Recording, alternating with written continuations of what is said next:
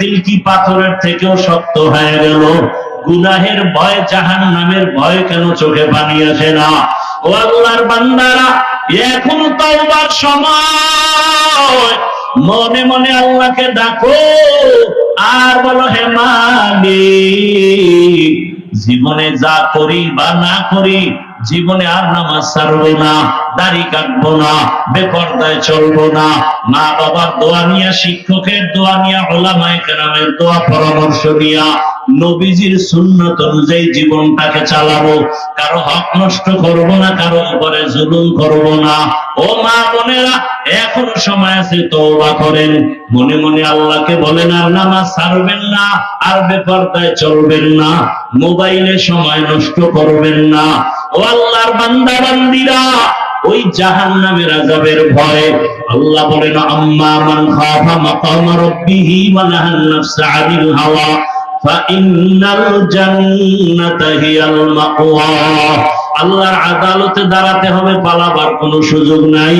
ওই আদালতের ভয়ঙ্কর হালাতের ভয় অন্তরে জমা করিয়া এখনো যদি গুনাহ থেকে তওবা করে ফিরিয়া যান, মনে মনে আল্লাহকে বলেন, হে আল্লাহ, জীবনে কত নামাজ ছাড়লাম, দাড়ি কাটলাম, বেপরদায় চললাম, মা বাবার সাথে বেয়াদবি করলাম, শিক্ষকের সাথে বেয়াদবি করলাম, মুরব্বী উলামায়ে কেরামের সাথে বেয়াদবি করলাম।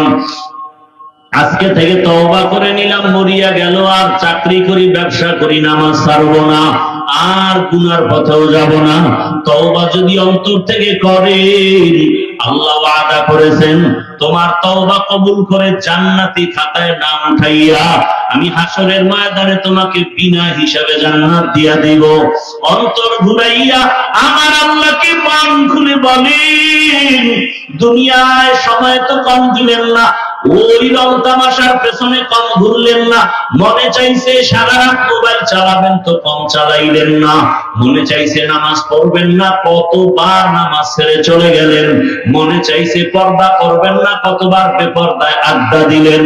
আল্লাহর ওয়াস্তে এখনো সময় আছে, তওবা করেন।